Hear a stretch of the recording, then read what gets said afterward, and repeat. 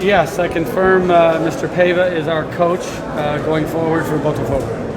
So why did you choose? What do you expect from him? Look, as you know, I took a lot of time last year to hire Arthur George. He started the week that the season began. I'm not a social club president. I don't have to run for re-election. I do not support an 11-month season. I'm making a significant investment in our athletes. I'm not going to burn them the way our governing bodies would like to burn them. So it's unfortunate that now that we are South American champion, we are the reigning Brazilian champion, that my method of preparation leaves us unprepared for games and cups like tonight. I don't know if I'm going to adjust for that, but if we win the Libertadores every year for the rest of our lives, I might have to adjust for that. But we're still a young program, and we're still building, and we had to say goodbye to a bunch of great men that may have played very well for us, but may not be that optimal profile of smart, technical, and fast. The Botafogo way that we aspire to play is smart, technical, and fast. So I had a lot of coaches that wanted to come for the money, they wanted to come for the celebrity, wanted to coach a champion. I needed to find somebody that was ready to coach and play our way. And ultimately I've found my man, frankly, before I found him in 2024. So we're ahead of schedule. So, but do you regret to take this long time, like 50 days until you finish this deal with Renato? Look, this time last year, Botafogo fans, Brazilian fans are very good at history. So let's talk about the history of 2024. We were horrible in the Cariocas. We had to struggle for 5th place. I was trying to build the squad while I was also looking for a coach. Does this sound familiar? This sounds like 2025, doesn't it? So if I end up doing it our way, maybe it's my way, and we deliver the best year this club has seen in 120 years, well, why would I change? Because one thing I did learn that I achieved just in the last 3 weeks, I thought I knew everything about our achievements last year. I achieved one other thing. We were able to turn the desperation of our fans into greed. Our fans now expect a championship. They used to yearn for a championship. So I would ask our fans to think about that, right? What did you like the most about Renato when you first heard of his name? I'm sorry? What did you like the most about Renato when you first heard of his name, his profile? It's funny, I didn't actually hear his name. I saw his film. That's how I find coaches, right? No, everybody knows I spent a lot of time with friends at Benfica. Eagle football was not named after the Crystal Palace Eagles. It was named because at the time I really thought I was going to buy Benfica, or a portion of it. I love the academy, I love the coaches. I love the way we can apply the structure and the discipline of that style of play with what we do here in Botafogo. Now let me say why.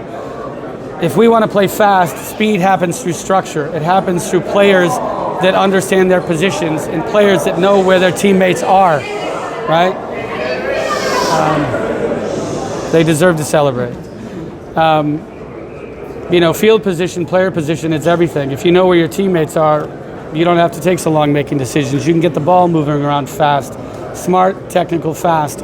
So that's what I like about this coach. I also like that he spent 15 years in the academy, had plenty of opportunities to move up. He didn't want to. We actually measure quantitatively something called trust in youth. And that's what we need to build here. We've already built a South American champion. We need to build, the base, a base of kids that yearn and desire and can train and can play on the first team. That's how we build sustainability as a champion. So getting a coach who's not only very qualified to coach, that does know Brazil. I liked what he did at Bahia in terms of the way he coached at Bahia. But to spend 15 years in the academy because you trust youth, you want to develop youth, he's the right coach for us. He's the right coach for this project. When the match finished, we saw you talking with the players. You appointed to the Racing supports, and after to appointing to the field. What are you talking about with the players? You know, I've never heard somebody celebrate in our house like that. I didn't like it. They deserve it. They outplayed us.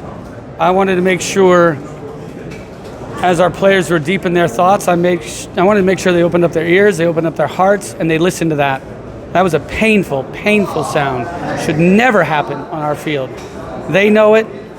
I probably didn't need to say it, but that's what I felt at the time. That doesn't happen in our house. Textor, the transfer window will close tomorrow or today, and Botafogo have a deal with a player. Well, look, there was a rumor going around that we like Wesley, that we might sign Wesley, the Corinthians player who torched us some time back. He's now in Saudi. Wasn't able to get that done. We expressed our interest. I'm very, very friendly with the president of that club. He's a very good friend of mine who just became president of that club. So we have a good relationship. I expressed our interest. They need him. He's a good player. They've got some injuries. You know, I hope to revisit that one day. But, you know, he's their player until he's not. But we liked him. We tried to get something done. Didn't get it done. John, today you reached a deal with Sport as well. And I didn't. You have, you So somebody else did. I heard about it. You're a lawyer. Yeah. You know you have to pay $1 million for sports. How do you evaluate this deal, the end of story? Well, look, I mean, you guys have covered the sports court before. When you settle something, you got to pay something, so that's fine. I hope they use the money well. My relationship with the CBF is fine. I don't know where that money goes. I hope it goes to the scholarship fund of the employees of the sport court, and maybe somebody gets educated with the money. I think the story needs to be, what was that about?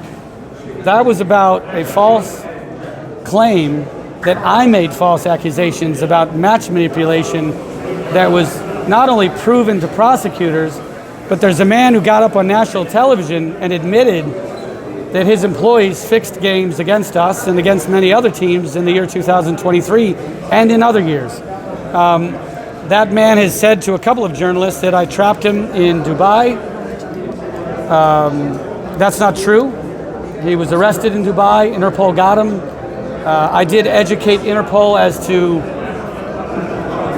honestly, the crimes that he's been charged with and the crimes that are still alleged. So it's a bit ironic that I have to pay a fine because somebody said I made false accusations, which have now been proven true. The man is arrested, he's subject to extradition, and he's coming back with a laptop full of evidence. And he's part of a very large global practice of match manipulation. So what I would love, and I would ask for you as journalists, when you're writing about the fine, Textor got fined, understand that was about an issue of match manipulation, and now somebody's been arrested who's admitted it, and he's just one of many. Brazil is taking leadership. Other countries aren't. This is not a Brazil problem, it's a global problem. So if you guys don't write about, this guy got arrested 3 months ago and nobody's writing about it. He's been sitting in Dubai waiting for extradition. Nobody's writing about it. So if Brazil wants to grab the example, the mantle, to say we're doing something about it, we're leading the world in cleaning this up, you guys have to write about it. So the fine, it's a small amount of money. I hope it goes to a good place. But my case, my position has been proven. I've been vindicated. This is one man of many. The prosecutors have the information, and they have a lot more than just William Regato. So please think about covering that story. But the way you say to talk about this story, you firmly, strongly believe that the match was manipulated, for example, like this 5-0 against... Which match? The Palmeiras and São Paulo match, 5-0. Look, the good news is I don't have to talk about that anymore. I turned in that evidence confidentially. It was actually a member of the sport court wearing a Palmeiras shirt who leaked it, right? He's no longer there. I trust the people that are in the sport court today. They're serious. They want to do something about it. I submit evidence and ask people to investigate. I don't have the power to investigate. I can't see pics. I can't see WhatsApp. So I don't think it's fair for me to talk about a particular game because the players that may have been involved have a right to defend themselves. But it's all in the hands of the prosecutor. There's a guy who's been arrested. That's the story, and that's just the beginning of it. So let's keep cleaning it up. Textor, in this week we had a big discussion in Brazil about the synthetic field. Do you saw about this? What do you think about this? Because big players talking that they didn't like, that isn't good. Well, look, there are many different types of synthetic fields. They do need to be replaced on a regular basis. Otherwise, they get very, very hard, not functional, and I think unsafe. We have really one of the best artificial pitches in the world. We spend a lot of time getting it right.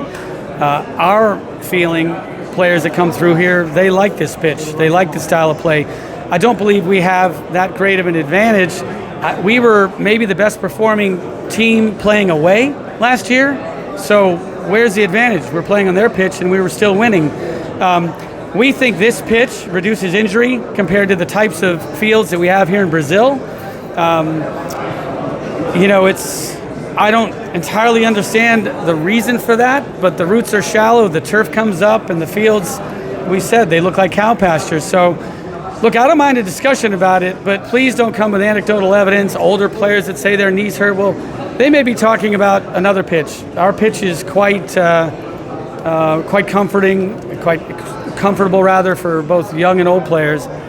Going forward, if there's a change, there should be standards on what natural grass should be. So if they decide to get rid of artificial, they have to raise the level for natural grass. I would suggest the Deso pitch, like we have in the Premier League. It's 20% hybrid, 80% grass.